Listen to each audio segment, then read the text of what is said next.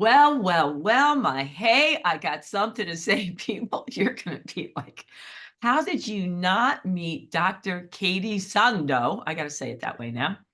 Before. I mean, she's a sparkologist. What? I mean, but better late than never. Katie, how are you? Let's see. Sandy, how am I in this moment? I am grateful. I am grounded.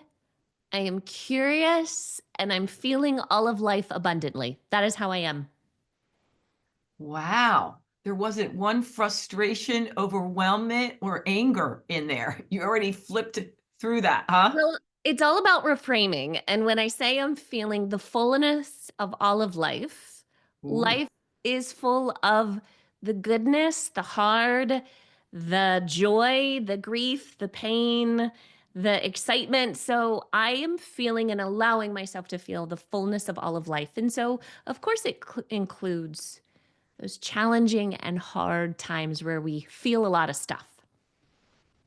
I was just listening to, I don't know, some amazing YouTube person, and they were talking about, the full range of emotions. And on a scale, if let's say, you were depressed, that if you got out of being depressed and were angry, you're on the right path. Yeah. Because, now you're out of, oh, doom and gloom, there's no hope, to I'm angry, and then you move through.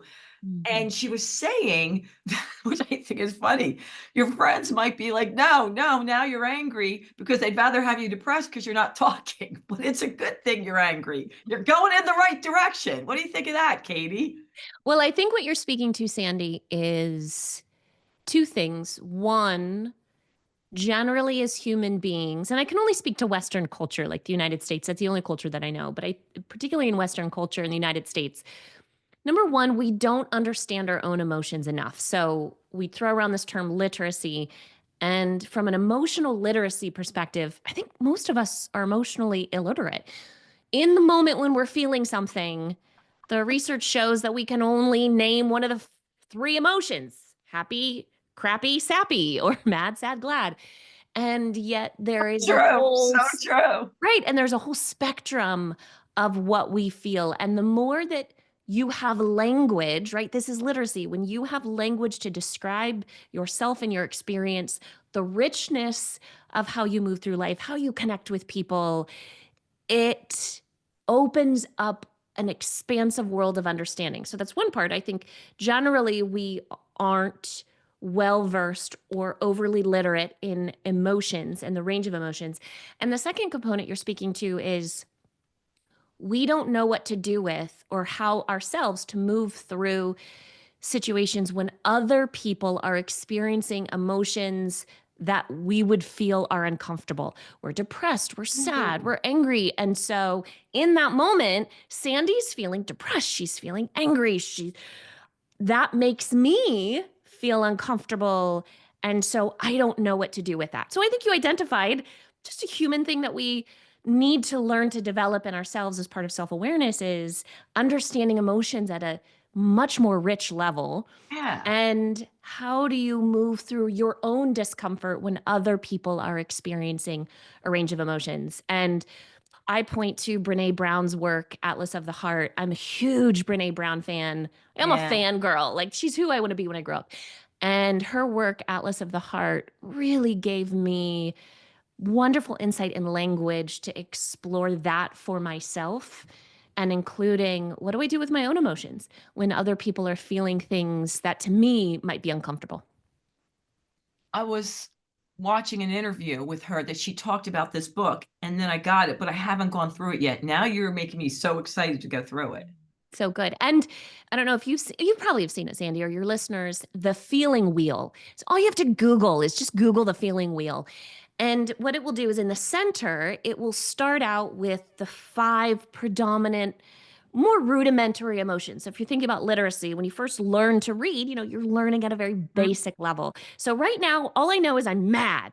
Okay, but within mad, there is this next layer of disappointment, frustration, you're feeling let down. And then even within those are more nuances. And the feeling wheel can be a really powerful tool, particularly when you're in the moment. Let me pull out my feeling wheel. What exactly Ooh, I like that. let me name the emotions. And often it's a variety of emotions. And that then gives you the language to be able to not only move through it for yourself, but also then explain it to others because, a lot of times we're feeling a certain way because of some disconnect or some interaction in an interpersonal relationship. So that So was for way those more than you wanted to know, Sandy. No, no, I love it. I got to read your bio, but hey, let's just go for it. Oh, yeah. For those who aren't familiar with the feeling wheel, can they just Google it and they'll find Absolutely. it? Okay. Yeah. And there's literally a website, thefeelingwheel.com, but Yeah. you can just throw it into a search engine and you're going to come up with this feelings wheel, which will end up on the outermost scope of it, something like close to 100 different emotions that we move through in any given time. We just don't have the Ooh, language to be able to describe it. ooh, I got to go back to that. I haven't looked at it in so long. All Mhm. right. Well, let's talk about you and just a little bit. Dr. Katie Sandoe, I got to say that. So think of it like Sandoe, like doe, a deer, a Sandoe. female No, but deer. I like the way you said it. Oh, I said it before. I was like, hello, my name is Dr. Sandoe. And I'm going to listen to you because I love that. All right. Is the Sparkologist. She believes that we're all created for a purpose, and hers, I was just in a big debate about that. That's a whole nother podcast. She believes that we're all created for a purpose, and hers is to help people find deeper joy and fulfillment in their life and work. She's also, and this is how I think we connected, a professional speaker, Mhm. entrepreneur, podcast host. No, it probably was because of the taco lover. That's how we connected. She spent the last 24 years providing strategic communications, I mean, already, and executive leadership in various business spaces. In 2021, she founded, I didn't know that was 21 that you did that. She founded Light Echo Company to help leaders create high performing teams and thriving organizations through the power of purpose and courageous leadership. Woo!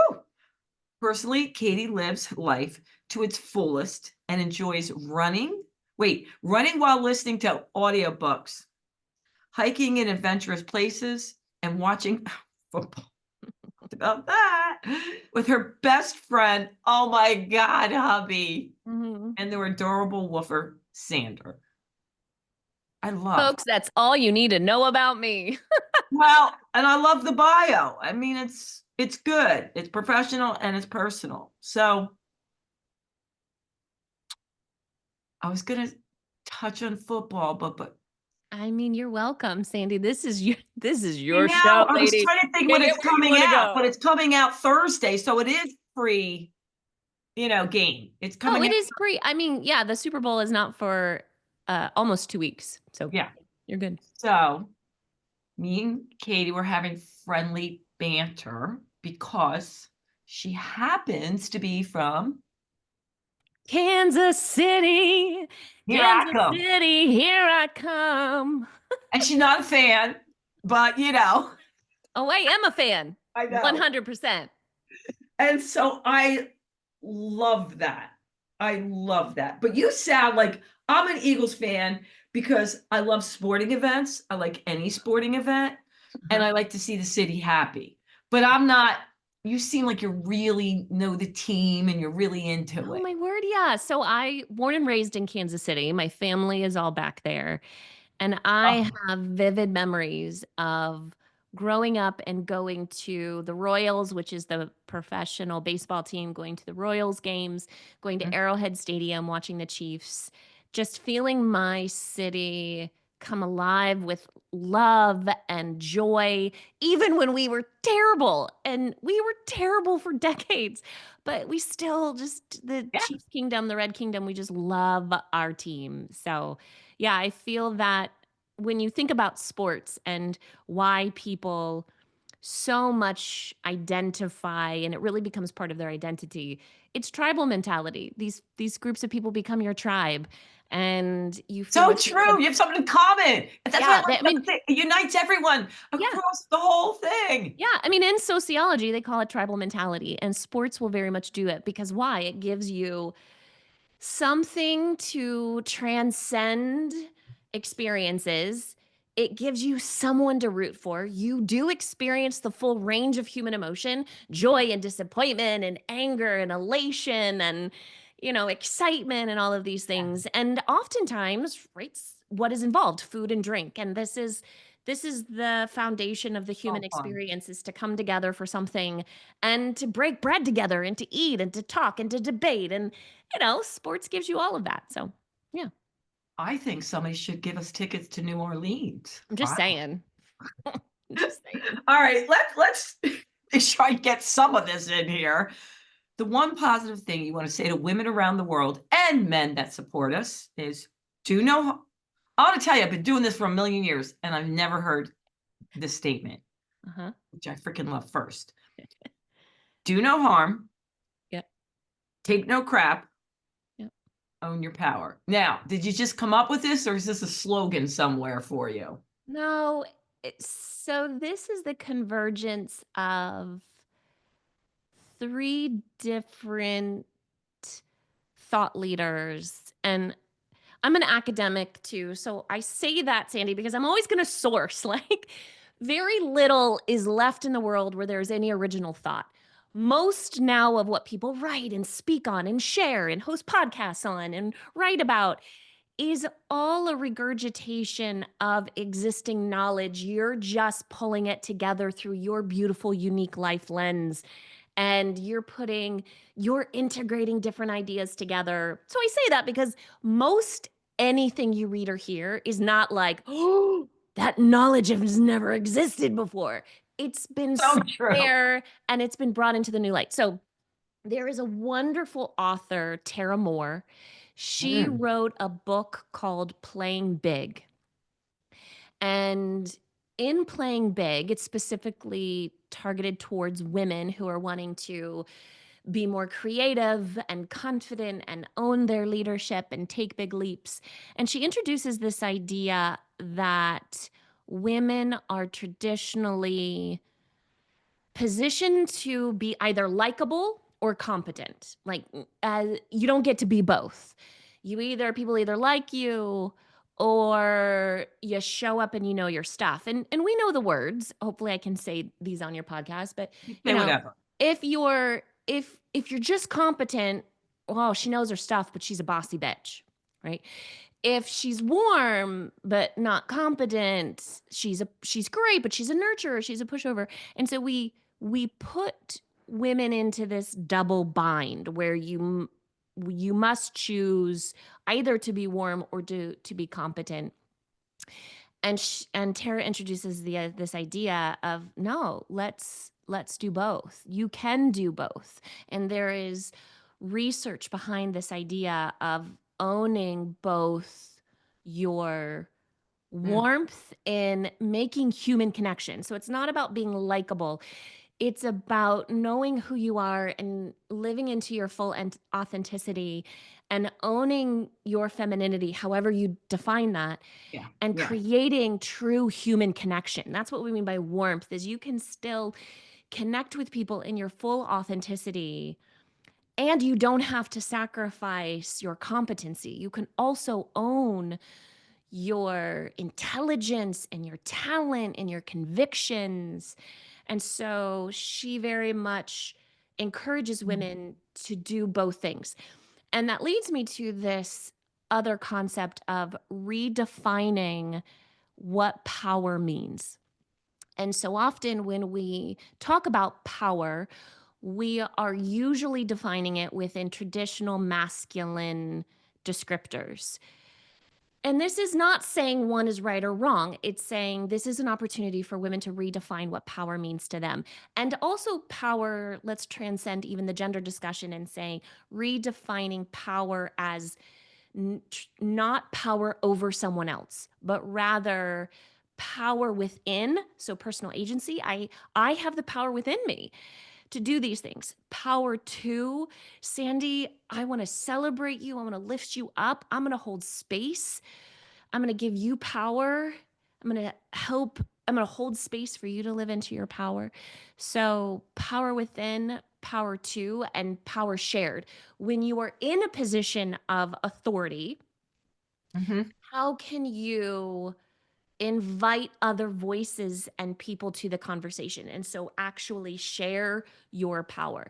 And so this becomes a way of, for women, if you can be both warm and confident, then that means redefining power, that it's not power over someone, but I'm going to send into the my power of who I am, and I'm going to believe both my warmth, my authenticity, my competency, and I am going to not be afraid to speak that truth, whatever it is. And in the sisterhood, if you see another woman doing that, holding space and creating space for her to live into her power and celebrating her through that. And if you're a woman or even a man in a position of authority, sharing your stage, your platform, your podcast, right? Whatever it is, Yeah. to give voice for women to step into their own power too. So, that second idea, the first one being you can be both warm and competent. And regardless of whether I'm speaking to men or women, we need both, all genders, to do this. So Yeah. Yeah. we want men to also embrace their warmth and relationship building, and we need to celebrate that. And for women, we don't, the research calls this the double bind, as though you have to choose one or the other. And the research isn't just positioned towards women, it's women in other marginalized groups where there's this negotiation. Well, I either need to prove to you that I'm worth it, or I need to connect with you. And no, no, no.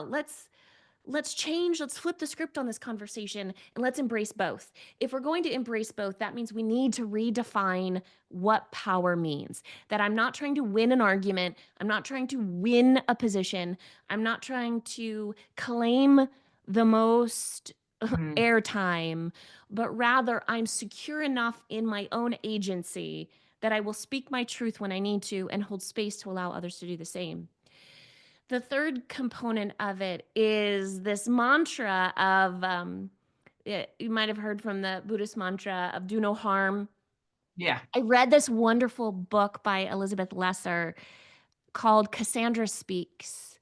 When women, I don't remember the subtitle. I think it's something like when women tell when women write the story, the human story changes, or something along those lines. And she introduces this idea of, now she calls it do no harm, take no shit. Oh, I like that. I like that. and and in my mind, I was like, yes, this is exactly when I'm talking about embracing your warmth Yep. and your competency and your power, that you can be both inviting, do no harm. I invite you into the conversation. I invite you in to be in relationship. I invite in your perspective. I invite in your worthiness. I invite in your humanity. But at the same time, I'm not going to take any crap. I know my boundaries. I have my Mhm. agency to stand in my truth. I'm Yeah. not going to allow you to speak to me in that way. I am going to say what I need to with conviction, and I'm not going to apologize. And so, in doing so, do no harm, take no crap, then I can open up to the full Yeah. range of human connection. And Brene Brown talks about strong back, soft front, right? And so by inviting in, but also Yeah. holding your own, then you're able to open up for that full range of human connection. So yeah, it becomes a fun and powerful mantra. We're in the moment, and even in conversation with people, saying that you can do these little, they probably don't even notice, but these little hand gestures in that moment of, you know what, in this moment, I can feel that there's conflict, or I disagree, or there's some element. And so I'm going to open my heart, my soft front, and I'm going to invite in. I'm not going to do any harm through my words. I'm going to make that human connection. I'm going to make that warmth. I'm going to invite in, but I'm also going to stand in my truth and own my voice and know that I am worthy and what I have to say is worthy. And then this gives me the opportunity to then open up to what is there and to be curious. So, do no harm, take no crap, own your power. Freaking love it. And I love the way you broke it down. And I'm reflecting on my life as a young person. I didn't put it in these words, Mhm. but I can remember so clearly when I started as a young fry owning my first health club. And I was pippy skippy. I was always like bubbly and joyful and all that. And when I would go to these different board meetings with other health club owners, most of them were men. Well, they were all men. Mhm. The way they would start out treating me wasn't the same, because I was so joyful and like, oh yeah, she'll do that. And I remember my mentors, they just so happened to be male, said to me, Sandy, in this way, you stand your own, but you being underestimated is going Mm. to be your biggest gift. He Mm. said they were like, they will not think you're going to be able to accomplish all this because you're too joyful. Who could be this joyful and be a Mhm. serious business person? But at Mhm. the same time, they would say, don't take any bullshit. Like, and it's this, that, and I'll never forget it. But this now I'm like sitting here going, oh, that's what they were saying. Mhm. Like, do no harm, take no crap, own your power. It was the same thing. But Mhm. it got me through because it was true. I wasn't going to change who I was. I'm Mhm. not going to be not joyful and optimistic and whatever they would say, rose colored glasses. That's who I am. Mhm. But at the same time, I was dead serious about my business. And Mhm. so I did get in doors that I never would have gotten in. Mhm. Because you stayed true to your authenticity. And even that one conversation reveals our bias, our cultural biasy towards women that, oh, we define culturally leadership in a certain way. And even if I were to ask you, define what leadership means to you, you would do that. But culturally, we have this perception of how leaders show up. Now it's shifting, it Yeah, is. it is shifting. But this idea of a leader being joyful and overflowing with love and energy, that's not powerful. And so this is where the idea of Yes. redefining what power means. If power means to you always to dominate, to win, to get the thing, to be number one, then yes, then you are cutthroat. Then you're out to position yourself higher than others. And so Mhm. already you there is a winner and there's a loser in that type of power dynamic. And when we are working within that system, that becomes hard to do the both warm and competent.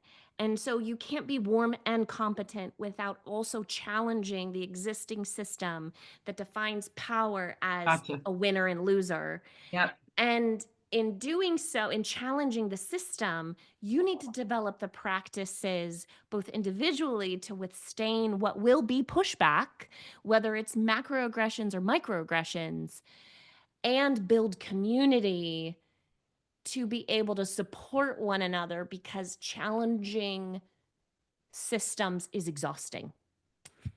And there, some people, depending on their It position of is. privilege, get lucky. And it's not all luck, but oh, well, I'm joyful and I'm bubbly and I made my way. And there are some folks who pay the price for showing up as their true and authentic self. So in redefining power, that's why I Mm. think it's so important. It's not just your own, not just owning that personal agency, but being intentional to hold space when you see another woman owning her power. Don't be threatened by it. You celebrate that. Yeah. Yeah. If you see another woman getting stuck in that power differential and you have power, then you go in and you give her voice, you give her some of your power, Mm. you give her that platform, whether you're a man or a woman. And this is how we begin to make shifts in these huge systems over time, is that people believe they individually have the ability to do it, as well as collectively we build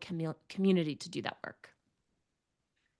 I know for a fact that when I heard that from Brene Brown years ago, like when you're saying this, I remember, and it was years ago, and it wasn't said quite like that, but she was talking about, hey, when the light's on her, she's shining bright. She's going bold, she's out there. But when it's someone's other time, she's taking the headlights and she's shining it on them.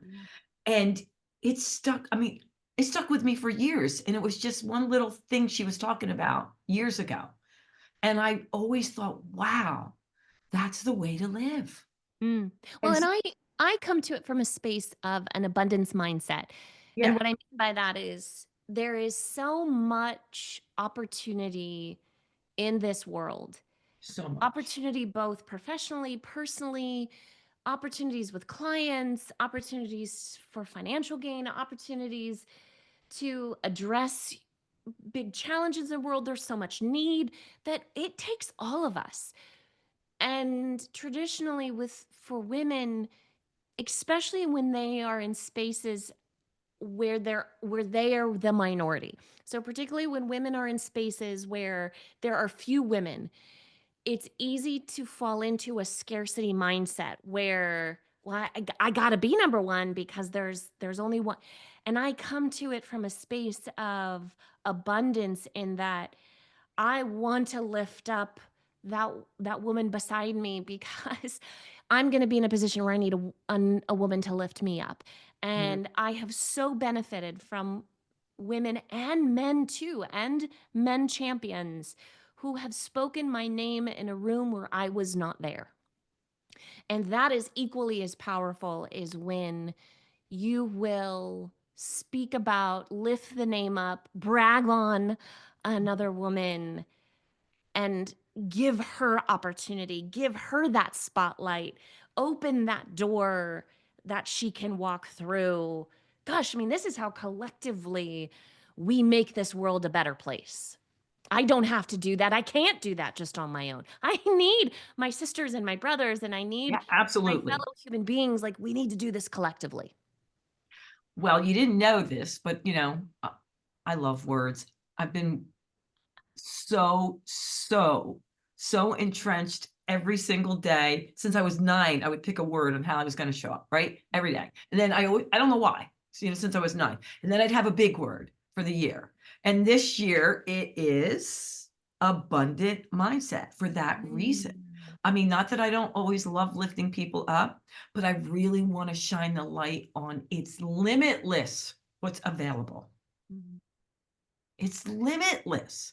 And Mhm. I have to tell you, as much as I like getting something, when I help somebody else achieve or shine the light where they just wouldn't go, oh, it's tingly, you Mhm. know? Isn't it? Mhm. Well, this is the great gift of life is while we are inherently selfish creatures. I mean, I'd like to think I'm this altruistic that I move through life constantly thinking about others, but if I'm being honest, I probably spend the most of my day thinking about myself. And Human. that's That's just who we human. are. And still, that where we get the greatest joy and sense of fulfillment is when we live our life not for ourselves, but for others or for something else. And so it makes absolute sense, Sandy, that for you, it brings you such joy to lift another woman up because you get to one of the so if we're talking about emotions in the beginning, we'll bring this back around. Brene Brown introduced me to this emotional concept called Freudenfreud. So, of course, comes, if you can hear it, comes from the German language. And Freudenfreud is the emotion that you feel when you experience joy because of someone else's joy. So Oh. they've won something, they've achieved something. There's something that they just overflowing with joy, and you feel that joy because they are joyful. I mean, what a beautiful feeling to experience Freudenfreud. On the I have to tell you though, on the opposite of that is Schadenfreude, which is you feel joy because of someone else's pain. Which sounds terrible, and it is. Except, do you know how often we do that? And let me give you an example. Like, Yeah, you, please do. well, you experience, let's say, you're in a relationship and your partner breaks up with you. They're the one who breaks it off, and so you're feeling all of the things: hurt, disappointed, lonely, you're Oh, grieving, and you see that that person starts dating someone else and you're jealous and you're angry, and then you see they get dumped and you go, that's Schadenfreude. That is, okay. you're All feeling right. joy at someone else's pain and discomfort, which sounds terrible, except we do that all the time. Yeah. So again, I just like to balance this, that while I try to live my life Freudenfreud, and I try to live my life not focused on myself, I'm also a realist, and I probably focus on myself way more than I ever want to, and of course also feel feelings of Schadenfreude, but I try and catch myself and go, well, that's terrible. I should not feel that way. As for grinning. And so that's how I describe Schadenfreude, is if in your head you go, there you go, that's Schadenfreude. Yeah, but at least we're aware of it. I'm gonna just give you credit for that. Yeah, Like, yeah, you're like, "Wait a minute. Am I yeah, that's okay." yeah. I just adore you, Katie. I really do adore you. Thanks, And Amy. I love I love like you said at the beginning, there's nothing new. It's been said, it's 1,000 years old. Right. You think I came up with this, blah, blah, blah. When people say, hey, Sandy, someone's using your line, I'm like, whose line? What line? Yeah, But getting back that no one can be you that's right. and how you present it and with the That's way right. you present it, I love it. It's brilliant and I enjoy it and I'm able to receive it and take it in the way you Mm, broke it down. And for me, even just staying with do no harm, take no crap, own your power. If we just stayed with that, hmm oh, that would be Sparky. Sparky. It would be sparky. And, I was thinking, like, I wrestled over own your power because, again, it feels selfish. So there was an iteration where I would say, do no harm, take no crap, give your power. Because there is this focus then of not only do you're in that statement itself, give your power. There is an assumption that you have it. And there is a space of a wantingness to give. But then I thought, does that make it feel like, you're giving it away and you're not owning it and personal agency? So, No, it says it all. When you own your power, first of all, I have a little different spin on when you were saying, you think about yourself more. And I honestly think that's a good thing because the people I know, and I've studied it, that I think show up more times than not with that pure joy in them. You want to be around them. There's something about them mhm, because they spend time on themselves and they're happy with themselves and where they are in life. And because they're so grounded in who they are, they're willing to serve others even more. mhm. And that's, I'm sure you. I can't even imagine it not being you. I mean, I hope this is how I believe it to be true. If not every day, that is my goal every day. Absolutely. Well, it's in every ounce of your being. You just exude it. I mean, your energy is just off the Listen, chain. I'm a lot, Sandy. I've been a lot. I was that kid that, it took many years to get to this point where I know my light is bright. I know it is brilliant. I know it has a radiancy and a color to it, and I also know it's intense. And for some, it's too intense. I love the euphemism. You're not everyone's cup of tea, but you are some people's champagne. So, Oh, I love that. I'm gonna leave you would laugh. I was on Michael Port had a master class last week and I mhm. jumped on. And there's lots of people, but for some reason I was lucky the gods were with me. I got to do my little piece, right? And he says to me at the end, it was great. It was great feedback, but he says, "So how often a day do people call you extra Yep. and your family?" And he goes, "But see how she turned that extra, and it works for her on stage, And Right. I thought about that. You're right. I'm not Um, going to stop dancing around Whole Foods and embarrassing whomever because it brings me joy. And there are people that really enjoy it, and there's going to be people that don't. yeah. Well, and this is where self-awareness comes in. There is a line in Simon Sinek's book, I think it start with why, where he says that your strength misapplied can also be your greatest weakness. And so self-awareness is understanding Say that, that one more time. Say that one more time because that's important. yeah, your greatest strength, or maybe your most predominant strength, misapplied, can also be your greatest weakness. And the notion of, yes, I am bold, I am bright, I am vibrant, I carry so much energy into a space, I know I can shift the energy in a space. I also need to attend to the fact that for some, that energy is a lot, it is too intense. And so when I need to calibrate, I got you. not because I'm less than, or not because I'm walking into a space where it's not acceptable, but because I care about others Yeah, and their experience of me, there are times where you need to adjust the extra in the way that it shows up because you care about other people and continuing to live in harmony. And so the do no harm, take no crap, own your power is also owning you have a responsibility over your power. The gifts that you've been given, the talents, however that shows up, it's not a free for all for you to just shove it in people's face. You also have a responsibility to cultivate it and manage it in a way that is most helpful and effective for others. So to me, there's a difference between I'm going to dim my light because women aren't supposed to. That's different than absolutely. I'm gonna dim my light because you're an extrovert or you're going through something right now, or you're trying to manage a whole host of things, and I need to calibrate back to honor and hold space for what you need and what you're going through. Those are two different things. So, oh, I'm going to shine brightly as all get out in any space, and I'm Mhm. not going to be afraid of my power and owning it.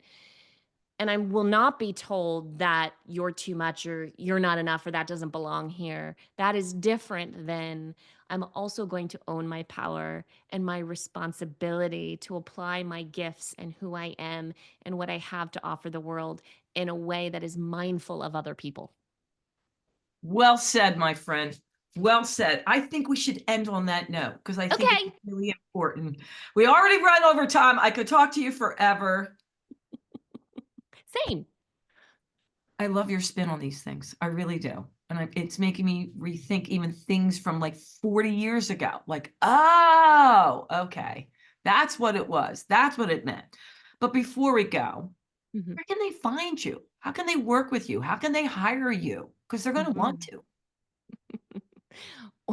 Or we can just connect and have a conversation. So you can go to my website, which is lightecho.co. There has links to my social media accounts. My podcast is on there. You can email me from there. I'm also on LinkedIn, Instagram, Facebook. So wherever you decide to spend your extra time, I'm there for you. And She if does you're in voiceovers. you like that? In another life, I think it would be super fun to do voiceovers for cartoons, movies, just to really unleash all of that is Katie onto a Oh my microphone. God, it would be fun like Nemo. Oh my, think about all the voices. All right. I'm already late, but that's okay. It's worth it. Hey, I got something to say, people. I don't know. Katie had nothing to say. What do you think here? We would really appreciate it. You guys are awesome. I love Mhm. you. You're the most awesome sauce people in the world. We would love if you shared it, liked it, and rated it. It meant the world to us. Right, Katie? Amen, my friends. Know that you are worthy. We're really grateful that you spent some time with us and share the heck out of this episode for Sandy, man. Give her love. Love, baby. Give me mooches. I love mooches. All right, no, don't. I'll be running somewhere. Someone will come up against me. Well, okay. I won't shy off. And on that note, you know what I'm going to say. Thank you, Katie, and toodles.